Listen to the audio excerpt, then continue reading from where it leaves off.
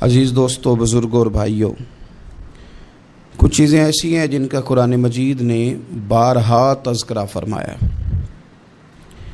قرآن پاک کسی چیز کا ایک بات بھی ذکر کر دے تو وہ چیز ہمارے لیے دستور حیات اور منشور زندگی بن جاتی ہے۔ لیکن اگر اللہ تبارک و تعالیٰ کسی چیز کا بار بار تذکرہ فرمائے تو معنی یہ ہے کہ اس کی ہمیں بہت ہی زیادہ ضرورت ہے۔ ان چیزوں میں سے ایک چیز صبر ہے۔ قرآن پاک نے 100 سے زیادہ مرتبہ صبر کا تذکرہ فرمایا۔ اتنی بڑی بات کو سمجھیے گا کہ 100 سے زیادہ مرتبہ قرآن پاک نے تذکرہ کیا ہے صبر کا، اور مختلف انداز میں۔ کہیں فرمایا کہ وَبَشِّرِ الصَّابِرِينَ، اے محبوب صبر کرنے والوں کو خوشخبری سنا دیجیے۔ کہیں فرمایا ان اللہ مع الصابرین، بے شک اللہ صبر کرنے والوں کے ساتھ۔ تو مختلف انداز میں، مختلف طریقوں سے اللہ تعالیٰ نے صبر کا تذکرہ فرمایا۔ سوسائٹی کے اندر، معاشرے کے اندر اور مسلمانوں کے اخلاقی رویوں کے اندر اگر صبر کو داخل کر لیا جائے تو ہم محسوس کریں گے کہ ہماری زندگی نہ صرف یہ کہ آسان ہو گئی ہے بلکہ محبتوں والی ہو گئی ہے، چاہتوں والی ہو گئی ہے۔ ہمارے رشتے ایک دوسرے سے ٹوٹ نہیں رہے بلکہ بننا شروع ہو گئے۔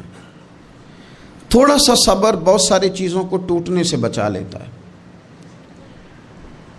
قرآن مجید کی جو آیت کریمہ میں نے تلاوت کی، یہ سورہ آل عمران کی آخری آیت ہے۔ اللہ تعالیٰ نے فرمایا یا ایھا الذین آمنوا اصبروا وصابروا، اے ایمان والو صبر کرو، صابر بنو۔ اے ایمان والو صبر کرو اور صابر بنو۔ کیا مطلب؟ پہلے صبر کا مطلب یہ ہے کہ اگر تمہیں کوئی ذاتی تکلیف پہنچے تو اس پر صبر کرو۔ وصابروا، اس کا معنی یہ ہے کہ اگر دشمن کے مقابلے میں کسی اور کی طرف سے کوئی تکلیف آئے تو اس پر بھی صبر کرو۔ پھر فرمایا ورابطوا، اور ہمیشہ کمر بستہ رہو، اسلامی سرحدوں کے پہرے دار رہو۔ واتقوا اللہ، اللہ سے ڈرتے رہو۔ لعلکم تفلحون، اس امید پر کہ اللہ تمہیں کامیابی عطا فرما دے، تم فلاح پا جاؤ۔ یا ایھا الذین آمنوا اصبروا وصابروا، اے ایمان والو صبر کرو اور صابر بنو۔ صبر کرو، صابر رہو، یعنی جو ذاتی تکلیف آئے اس پر بھی صبر کرو۔ اور مصابرہ کا معنی سامنے سے آنے والی تکلیف۔ اگر بیماری آ گئی، کوئی پریشانی آ گئی، کہیں کوئی اپنا دنیا سے چلا گیا تو یہ ذاتی تکلیف ہے، اس پر بھی صبر کرنا۔ اور اگر اپنوں نے، بیگانوں نے کوئی تکلیف پہنچا دی، کوئی اذیت دے دی، وہ اذیت کئی صورتوں میں ہو سکتی ہے۔ تانا بھی ایک اذیت ہے، طنز بھی ایک اذیت ہے، کسی شخص کے بارے میں غلط کلمہ کہنا بھی ایک اذیت ہے، اور مقابلے میں کھڑے ہو جانا، لڑائی کرنا، یہ بھی ایک اذیت ہے۔ اس پر بھی صبر کرو۔ ورابطوا، اور اس طرح کرو کہ کمر بستہ رہو، جد و جہد کرتے رہو۔ واتقوا اللہ، اللہ سے ڈرو۔ لعلکم تفلحون، تاکہ تم کامیاب ہو جاؤ۔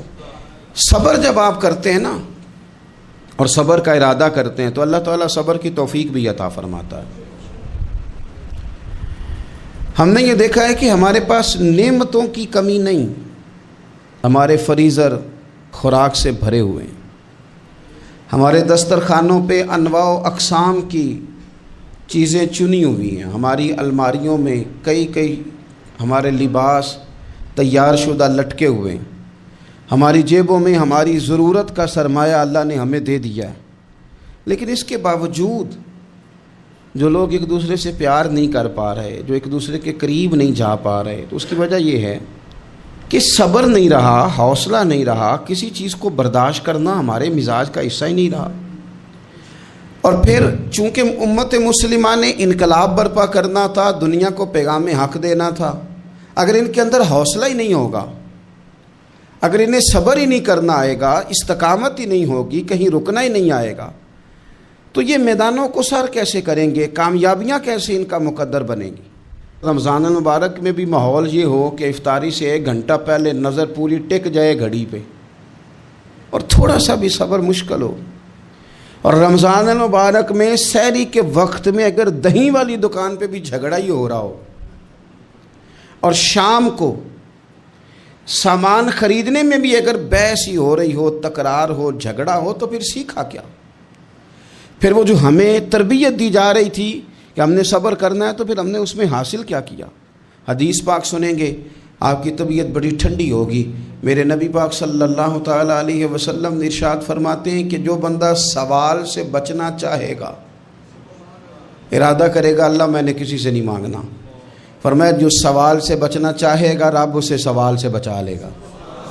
اور جو لوگوں سے بے نیاز ہونا چاہے گا, کہے گا یا اللہ مجھے دنیا داروں کا محتاج نہ بنا, اپنی بارگاہ سے عطا فرما. جو لوگوں سے بے نیاز ہونا چاہے گا اللہ لوگوں سے بے نیاز کر دے گا.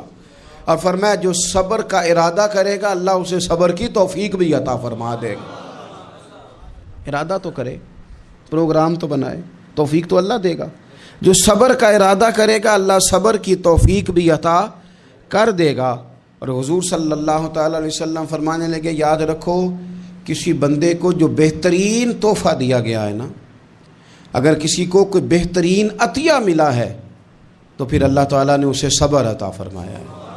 یہ بہترین تحفہ ہے, اس سے زندگی سنور جاتی ہے, اس سے انسان باوقار اور مطمئن ہو جاتا ہے, اس سے اس کے شب و روز آسانی سے بیتتے ہیں, وہ دنیا کی پک ڈنڈیوں سے آسانی سے گزر کے اللہ کی بارگاہ عالی مرتبت میں سرخرو ہو کر حاضر ہو جاتا ہے. لیکن اگر بے حوصلہ ہو, صبر نہ ہو, پھر نقصان روز بروز بڑھتا ہے. اور پھر میرے رسول پاک صلی اللہ تعالیٰ علیہ وسلم ارشاد فرماتے ہیں کہ اصل بات یہ ہے کہ اللہ تعالیٰ نہ کسی بندے کا درجہ بلند کرنے کا ارادہ فرماتا ہے, لیکن اس کے اعمال اس طرح کے نہیں ہوتے کہ اس کا درجہ بلند کیا جائے. اب رب کیا کرتا ہے, اللہ تعالیٰ اس کو مال کی, جان کی, اولاد کی کسی مشکل میں ڈال دیتا ہے. اس مصیبت پر وہ بندہ صبر کرتا ہے تو اللہ تعالیٰ اس کا درجہ بلند فرما دیتا ہے. اعمال اس قابل نہیں تھے کہ درجات بلند ہوں, وہ اعمال کی بنیاد پر نہیں کر سکتا تھا تو اللہ نے کسی مشکل میں ڈال کے نہ اپنے فضل سے درجہ بلند کر دیا. اب جو راہ طریقت کا مسافر تھا, جو سلوک کی منازل طے کر رہا تھا, جو اللہ رسول کے قریب جانے چاہ رہا تھا, اس کے لیے کتنی آسانی ہو گئی کہ مجاہدہ تو زیادہ نہ کر سکا, کثرت سے نفلی صوم و صلات کا بندوبست تو نہ کر سکا, تھوڑا سا صبر کیا, رب نے اپنا اور اپنے محبوب کا قرب عطا فرما دیا. تو یہ تو آپ صبر کرنے کے لیے جب نکلے ہیں تو آپ نے تو رب رسول کو پا لیا. یہ صبر تو وہ والا سفر ہے جس کی جو منزل ہے وہ اللہ رسول کا قرب ہے. ہم لوگ تھوڑی تھوڑی باتوں میں حوصلہ ہار جاتے ہیں, صبر چھوڑ جاتے ہیں, پریشانی بڑھ جاتی ہے. پتہ نہیں ایسے محسوس ہوتا ہے کہ جیسے یہی بندہ دنیا کا سب سے دکھی بندہ ہے. تو ایک تو یہ کہ ذاتی حیثیت سے صبر کرے, ایک یہ کہ پھر دشمن کا جب مقابلہ ہو, آمن نصبرو و صابرو, آپ کا جب مقابلہ سامنے کسی کے ساتھ ہو تو پھر تیر, تلواریں, اسلحہ, بندوقیں یہ نہیں زیادہ لڑتی, میدانوں میں حوصلے لڑتے ہیں, میدانوں میں صبر لڑتا ہے, میدانوں کے اندر توانائیاں لڑتی ہیں. میدان کربلا کے اندر کوئی مقابلہ نہیں تھا تیر کا تیر کے ساتھ, تلوار کا تلوار کے ساتھ کوئی مقابلہ نہیں تھا. میدان کربلا کے اندر ظلم کا صبر سے مقابلہ تھا. فتح کے ڈنکے یزید نے بجائے تھے, جشن ابن زیاد نے منایا تھا, لیکن قیامت تک اللہ نے جو فتح عطا فرمائی ہے تو وہ حسین ابن علی کے صبر کو عطا فرمائی,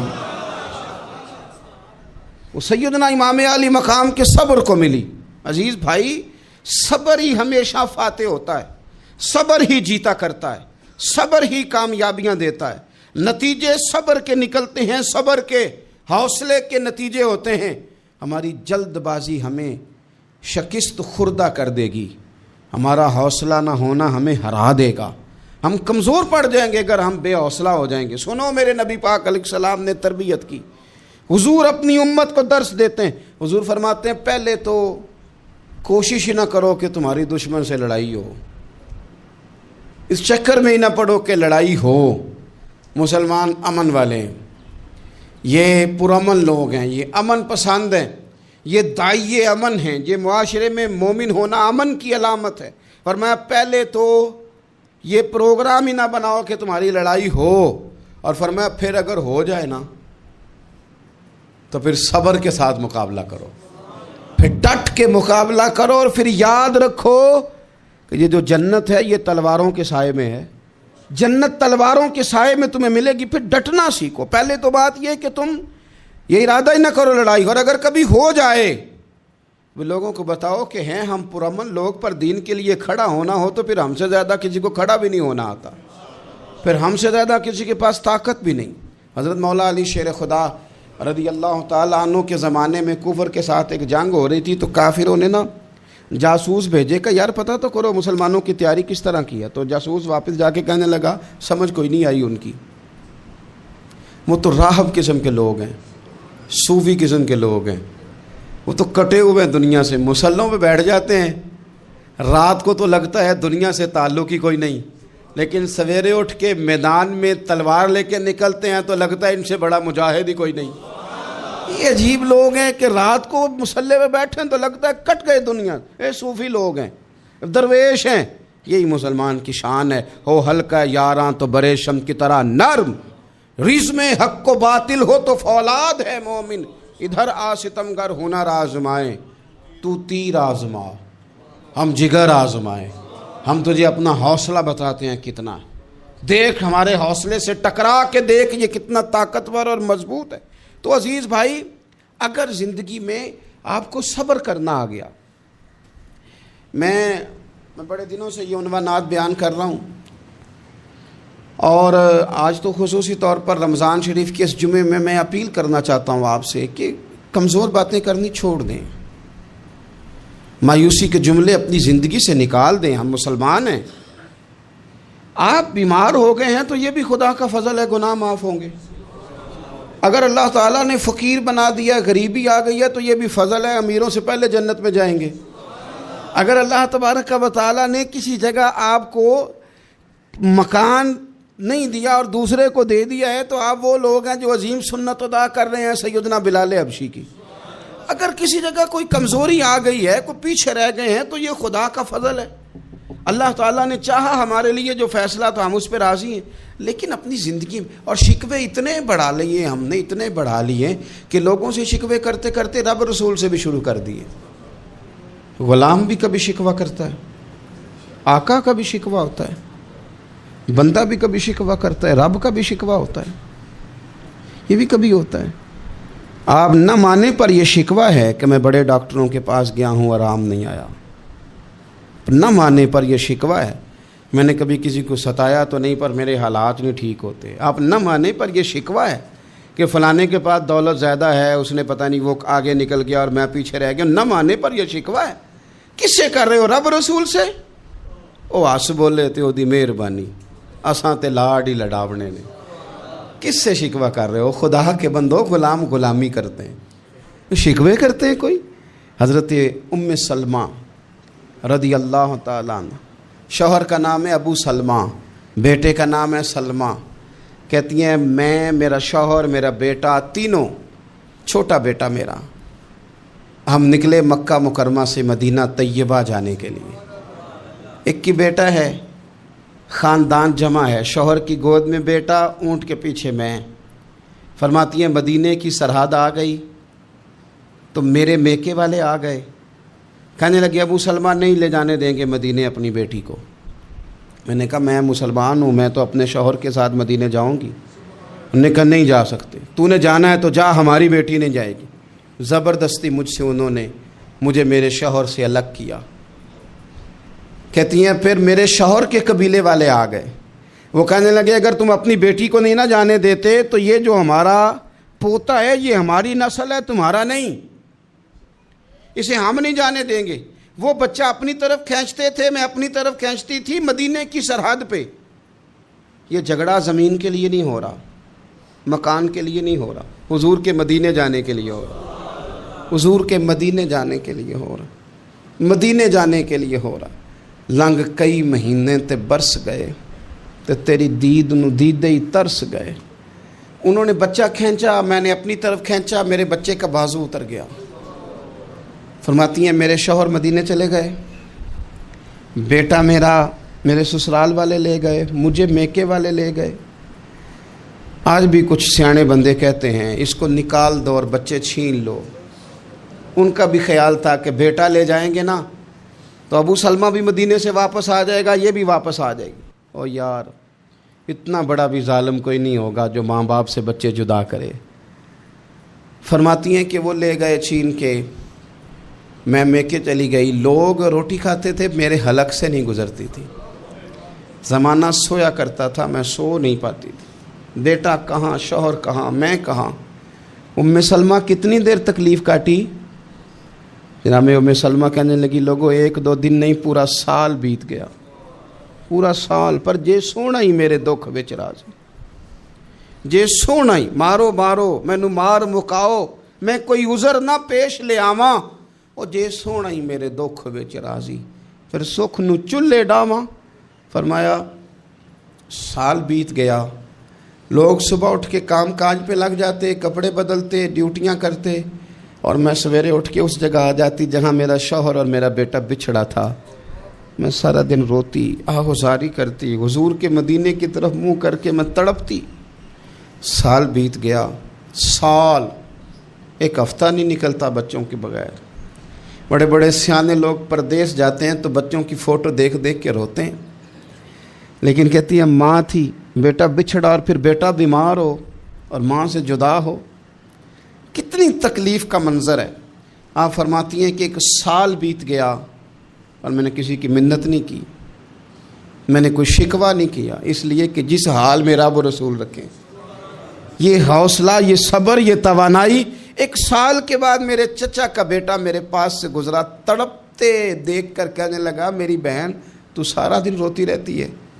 تو میں نے کہا بھائی تمہیں کیا بتاؤں، اس کا شوہر چلا جائے، بیٹا جدا ہو جائے، وہ کیا کرے گی؟ فرماتے اس نے جا کے میرے باپ سے، اپنے والد سے، میرے خاندان والوں سے کہا اس کی سزا کب ختم ہوگی؟ اس غریبنی کا قصور یہ ہے کہ یہ مدینے والے کا کلمہ پڑھتی ہے، اس کی غلطی یہ ہے کہ یہ مسلمان ہو گئی ہے، دین حق قبول کر لیا ہے، کیوں نہیں تم خیال کرتے؟ کہتے ان کے دل نرم ہوئے، وہ رضامند ہوئے مجھے مدینے جانے پہ۔ پھر اس نے کوشش کی میرے سسرال پیغام بھیجے، کب بس کرو، اور بچہ تو چڑیا کا جدا ہو جائے تو وہ تڑپا کرتی ہے، اور تم نے ایک جیتی جاگتی ماں کا بیٹا جدا کیا ہے۔ وہ بھی نرم ہوئے، رب نے اسباب بنائے، میرا بیٹا مجھے ملا۔ کہنے لگے تو رہ جا، میں نے کہا نہیں، تم مسلمان نہیں ہو، تمہیں پتہ نہیں نا، میں یہاں نہیں رہ سکتی، مجھے مدینے ہی جانا ہے۔ اکیلی اتنا سفر، جنگلوں کا رستہ، پہاڑی رستہ طے کر لو گی؟ میں نے کہا میں کر لوں گی۔ جنوں ویکھ کے ٹھر دیاں اکھیاں نے تے جنوں ویکھ کے ٹھر دا سینہ ہے، ربا تیری ساری خدائی چ ایک کی تے شہر مدینہ ہے۔ کہتی میں اونٹ پہ بیٹھی، بیٹا میں نے گود میں بٹھا لیا، میں سفر کرنے لگی، پر دل میں کھٹکا تھا کہ اتنا لمبا سفر، بیٹا چھوٹا ہے، کیسے کروں گی؟ کہتے مجھے عثمان بن طلحہ مل گئے، کہنے لگے کہاں جا رہی ہو بہن؟ میں نے کہا مدینے۔ کہنے لگے اکیلے جاؤ گی؟ میں نے کہا جانا تو ہے نا، کوئی ساتھ چلے نہ چلے پر شہر رسول تو جانا ہے نا۔ آپ فرماتی ہیں میں نے عثمان بن طلحہ سے نیک بندہ کوئی نہیں دیکھا، میرے اونٹ کی لگام تھام لی۔ جب مجھے اونٹ پہ بٹھاتے تھے نا، اونٹ بٹھا کے چلے جاتے تھے، میں بیٹھ جاتی تھی تو آ کے لگام تھامتے تھے۔ جب کہیں مجھے اتارتے تھے تو اونٹ بٹھا کے چلے جاتے تھے، میں اتر جاتی تھی تو اونٹ کو باندھتے تھے۔ سونا ہوتا تھا تو اونٹ بٹھا دیتے، میں اتر جاتی، وہ دور جا کے لیٹ جاتے۔ فرماتی تھی پھر میرے لیے میرے رب نے اسباب پیدا کیے اور میں مدینہ پہنچی، میں شوہر سے ملی، اور لوگوں میرے نصیب دیکھو، میں رہنے کہاں لگی؟ حضور کے مدینے میں، شہر رسول میں، شہر رہ پائے نظر ہوش میں آ، یہ کوہ نبی ہے۔ میں حضور کے حرم کی زمین اور قدم رکھ کے چلنا، ارے سر کا موقع ہے او جانے والے، مدینے کے خطے خدا تجھ کو رکھے، غریبوں فقیروں کے ٹھہرانے والے۔ کہتی ہے میں وہاں بسنے لگی۔ آپ فرماتی ہیں مسلمانوں، شاید مجھ سے زیادہ تکلیف کسی نے نہ سہی ہو، پر دیکھو 1 سال پورا میں تکلیف میں رہی، اور جب میرا صبر سال کو پہنچا، صبر کی عمر 1 سال ہوئی، تو پھر رب نے بندوبست کیا، پھر میرے گھر والے بھی نرم ہو گئے, سسرال والے بھی نرم ہو گئے, رب نے میرے آنے جانے کے لیے ایک بندے کا بندوبست بھی فرما دیا, پھر میرا شوہر تک بھی میں پہنچ گئی, مجھے مدینہ الرسول بھی نصیب ہوا.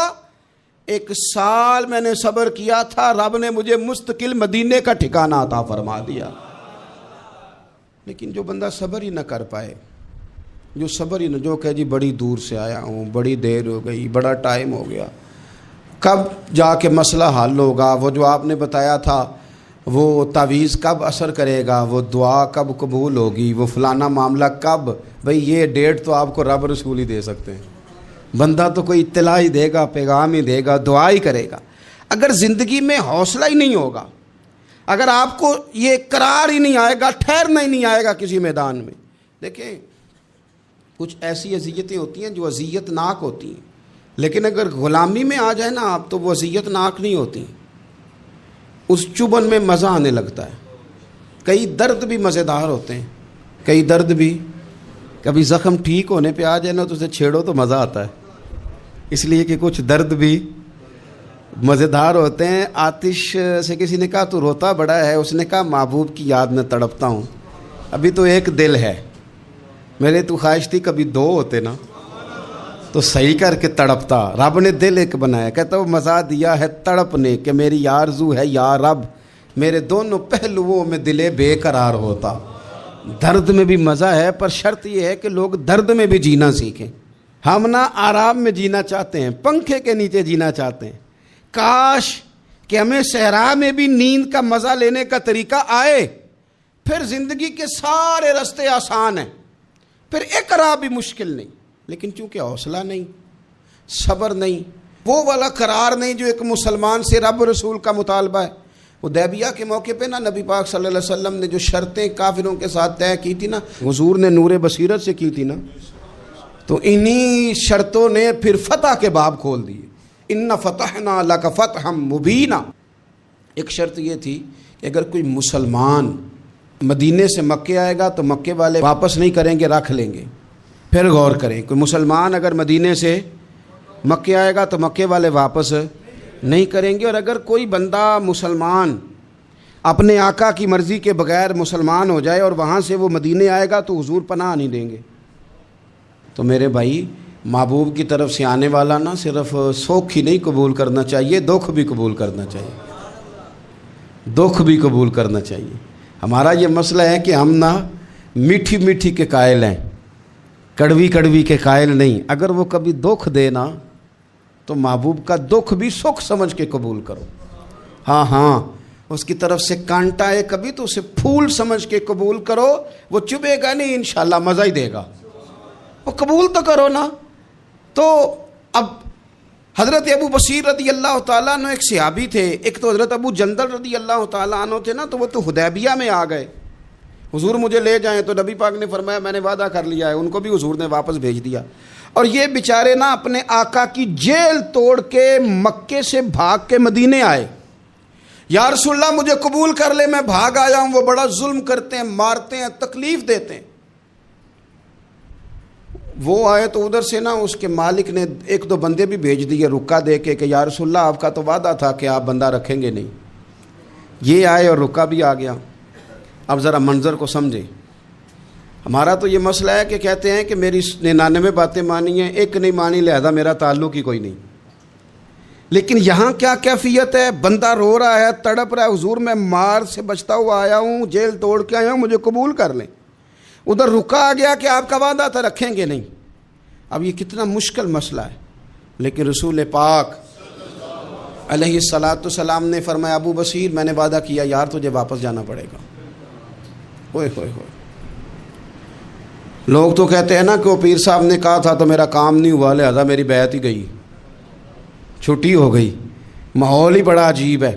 حضور نے فرمایا واپس جا, لیکن جے کر یار دے نام دا ملے مینا, پھر انہوں چولی پا لئیے مینے نو پنجے سٹیے نا. جے کر یار دے نام دا, سامنے والے نے تانا سمجھ کے دیا تھا پر یار کے نام کا تھا نا, اس نے کہا لا صحیح سونے کے نام کا ہے نا, تانا ہوا تو کیا ہوا.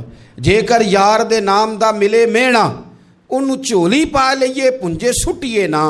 تے جے کر یار دے نام دی ملے سولی پھر جھوٹا جھوٹ لئیے تے پیچھا ہٹیے نہ، جھوٹا جھوٹ لئیے۔ اب لکھنے والے کا بھی اپنا انداز ہے نا، کہتے ہیں یہ بھی میرے لیے جھولا ہی ہے، یہ بھی آرام کی جگہ ہی ہے، جھوٹا جھوٹ لئیے تے پیچھا ہٹیے نہ۔ حضرت ابو بصیر رضی اللہ تعالیٰ عنہ سے حضور نے فرمایا واپس جانا ہے، کہ سونے ٹھیک ہے، کوئی شکوہ نہیں، کوئی گلہ نہیں، یہ بھی میرے محبوب کا حکم ہی ہے۔ اور کیا بات ہے، میرے نبی وعدوں کے پکے ہیں، کیا بات ہے، حضور نے جو کہا کر کے دکھایا۔ کہتے ہیں میں واپس جا رہا تھا، ایک دو بندے ساتھ تھے، جب مدینے کی حد گزر گئی نا، حضور نے تو کہا تھا نا مدینے میں پناہ نہیں دینی، تو میں نے اس سے کہا یار تلوار بڑی سونی ہے، ذرا دکھانا۔ اس نے دکھائی تو ایک کی میں نے گردن کاٹ دی، دوسرا ویسے ہی بھاگ گیا، اور بھاگ کے حضور کے پاس آیا، جی اس نے تو مار دیا ہے۔ تو سرکار فرمانے لگے میں نے تو وعدہ پورا کیا تھا نا، تم سے نہیں سنبھالا گیا تو معاملہ تمہارا ہے۔ اب حضرت ابو بصیر رضی اللہ تعالیٰ نے واپس آئے، عرض کی حضور اب میرے لیے کیا حکم ہے؟ حضور نے فرمایا میاں حکم وہی ہے، مدینے میں ہم نہیں رکھ سکتے، تم مدینے میں صحابہ تھے نا، حضور کی باتوں سے خوشبو لیتے تھے، مدینے میں نہیں رکھ سکتے۔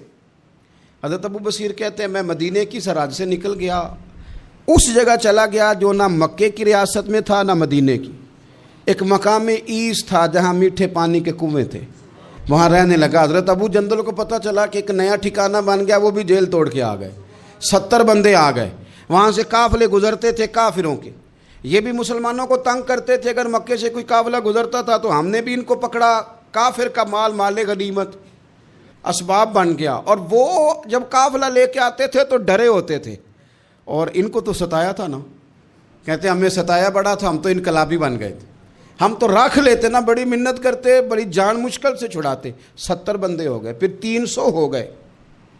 تب وہ بصیر کہتے ہیں دنیا مدینے جاتی تھی لیکن ہم تڑپتے تھے، ہم تڑپتے تھے، روت لنگ گئی ہے پھر باہر آندی تے اج چٹھیاں مدینے آئیاں نہیں۔ ہم تڑپتے تھے کہ یار کوئی موقع ملے، روز رات کو روتے تڑپتے۔ 300 انقلابیوں کا جتھا صبر سے بیٹھا ہے مدینے کی سرحد پہ، اندر آنے کی اجازت نہیں، اور غلامی میں روز اضافہ ہو رہا ہے۔ صبر دیکھو، غلامی میں روز اضافہ ہوتا ہے۔ تنگ آ گئے کافر، پہلے بڑی ڈینگیں مارتے تھے کہ دیکھو ہم نے کیسی شرط منوائی ہے، کیسی شرط منوائی ہے کہ ان کا بندہ آئے گا تو ہم واپس نہیں کریں گے، ہمارا جائے گا تو انہیں کرنا پڑے گا۔ پھر اتنے تنگ آئے کہ خود آ کے کہنے لگے حضور مہربانی کریں، یہ شرط تو ختم کریں نا، اور ان 300 کو تو مدینے بلائیں، مہربانی فرمائیں۔ حضور بڑے خوش ہوئے، آج غلاموں کے نام پیغام لکھا، غلاموں کے نام پیغام لکھا، چٹھی لکھی حضور نے۔ چٹھی کس چیز کی لکھی؟ آ جاؤ یار مدینے آ جاؤ، چٹھی آئی مدینے آنے کے لیے۔ حضرت ابو بصیر کے نام چٹھی گئی، آ جا یار مدینے، آ جا تیرے نام پیغام سب لائی ہے سرکار نبی سے، اور آیا ہے بلاوا مجھے دربار نبی سے۔ پیغام آیا۔ حضرت ابو بصیر اتنے بیمار تھے کہ نزع کا عالم تھا، لیکن اس عالم میں بھی انتظار تھا۔ اس آخری ویلے اکھیاں میریاں رات تکنائے تیرا تے سجنا کچھ بھی نہیں جانا، جے پا جاویں ایک پھیرا تے سر میرے تے آن کھلوویں تے پھر پردہ رہ جائی میرا، سوکھا نکلے صاحب ظہوری جے ویخ لوے مکھ تیرا۔ حضرت ابو بصیر کو نا وہ رکا گیا، حضور کی چٹھی گئی تو یوں چٹھی پڑی، حضور نے فرمایا آ جا نا، رستہ کھل گیا ہے، تو آ جا، کھل گیا رستہ۔ دعا فرماؤ مدینے کے رستے کھل جائیں، کرو نا یار دعا مدینے کے رستے کھل جائیں۔ کچھ ایسے ہیں جنہوں نے سارے دکھ سنانے ہی مدینے جا کے ہوتے، کچھ لوگ ایسے ہیں جن کے دل اور کلیجے پھٹنے کو آ گئے، دعا کرو رستے کھل جائیں۔ حضور نے فرمایا آ جا تیرا راہ کھل گیا۔ حضرت ابو جندل کہتے ہیں میں سرانے کھڑا تھا، حضرت ابو بصیر کے خط پڑھا، مسکرائے، اشارے سے کہنے لگے کہ دیکھ میرے نبی کا خط ہے، حضور کی چٹھی میرے نام آئی ہے، پڑھنا۔ تو میں نے بھی پڑھی، پہلے روئے، پھر کلمہ پڑھا، پھر میرا ہاتھ تھاما، روح ہی پرواز کر گئی ہمیشہ کے لیے، ہمیشہ کے لیے۔ وہ ظاہری جسم کے ساتھ تو مدینے نہ پہنچے، پر قبر میں گئے تو مدینے والے کی زیارت نصیب ہو گئی، قبر میں حضور کی زیارت نصیب ہو گئی۔ قبر میں حضرت ابو جندل کہتا ہے میں نے جنازہ پڑھا اور اسی مقام پہ جہاں انہوں نے انتظار کیا تھا نا، وہ مقام میں انتظار ان کا مزار بنا، مزار کے ساتھ مسجد بنی، مسجد کا نام مسجد ابو بصیر رکھا گیا۔ انہوں نے اس انتظار میں جان دے دی پر صبر کیا، شکوہ نہیں کیا۔ یارو اتنی شکایتیں، اتنے شکوے۔ ایک بات میرا اور کرنے کو دل کر رہا ہے۔ ایک صحابی تھے حضرت عاصم بن ثابت رضی اللہ تعالیٰ عنہ، جنگ احد میں نا حضور کے ہاتھ پہ موت کی بیعت کی، جنگ احد میں بیعت کی، سونیا تیرے نام پہ مرنا، ڈٹ کے لڑے۔ سلافہ بن سعد کے 2 بیٹے بدر میں قتل کیے انہوں نے۔ اس نے قسم کھائی کہ معاذ اللہ میں ان کا سر منگا کے تو ان کی کھوپڑی میں شراب پیوں گی۔ سلافہ بن سعد نے یہ قسم کھائی کہ میرے 2 بیٹے قتل کیے ہیں، میں ان کی کھوپڑی میں شراب پیوں گی معاذ اللہ۔ ایک قبیلہ غزیل تھا، انہوں نے احد کے بعد حضور سے کہا کچھ قاری ہمیں دے دیں، ہم نے قرآن سیکھنا ہے۔ تو نبی پاک نے کچھ بندے بھیجے، تو عاصم بن ثابت کو بھی بھیجا، لیکن انہوں نے دھوکہ کیا، وہاں جا کے ان کو گرفتار کر لیا۔ جب گرفتار کر کے مکے والوں کے ہاتھ بیچنے لگے تو حضرت عاصم بن ثابت نے تلوار نکال لی، فرمانے لگے میں کافر کا قیدی ہو کے جینے سے بہتر ہے شہادت کی موت مر جاؤں۔ کافروں کا قیدی لڑے اور فرمانے لگے میرے کمان میں تیر باقی ہے، میں لڑوں گا اور اتنا لڑوں گا کہ تمہیں پتہ چلے گا مجھے لڑنا آتا ہے۔ اور فرمایا میں صبر کروں گا اور صبر کر کے دکھاؤں گا، میں ڈٹوں گا اور تمہیں ڈٹ کے۔ اکیلا بندہ میدان میں ڈٹ گیا، اکیلا۔ جب تیر ختم ہو گئے تو پھر نیزہ نکال لیا۔ یہ بات آپ کو اس لیے سمجھا رہا ہوں کہ کچھ لوگ کہتے ہیں جی میں اکیلا کیا کروں، تو یہ آخر میں یاد رکھیں کہ صبر آپ نے کرنا ہے چاہے اکیلے بھی رہ جائیں، حوصلہ کرنا ہے چاہے اکیلے بھی رہ جائیں۔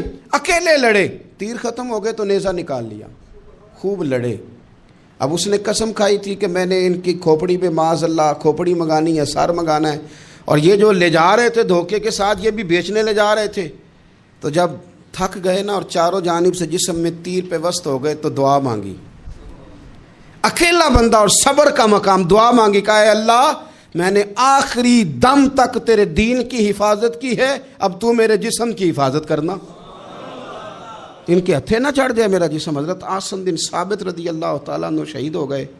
کافر قریب گئے جسم پکڑنے کے لیے، گرفتار کرنے کے لیے، سر کاٹنے کے لیے، تو شہد کی مکھیاں آ گئیں، پورے جسم پہ قبضہ کر لیا۔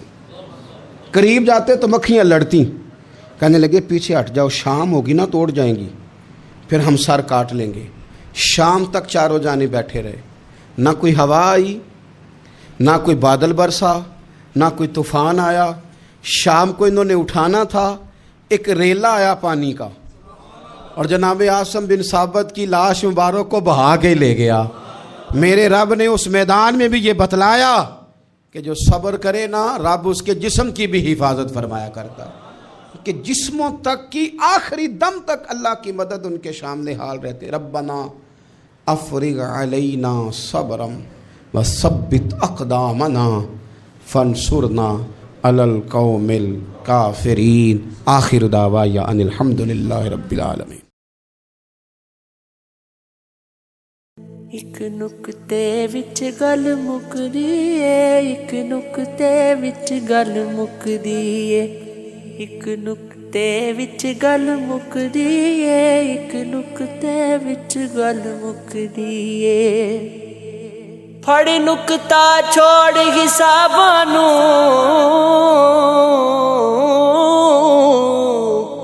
پھڑ نقطہ چھوڑ حساباں نوں، پھڑ نقطہ چھوڑ حساباں نوں، ایک نقطے وچ گل مکدی اے، ایک نقطے وچ گل مکدی اے۔ تو الف دا نقطہ بندیا تو ایویں مٹی دے وچ لکیا تو،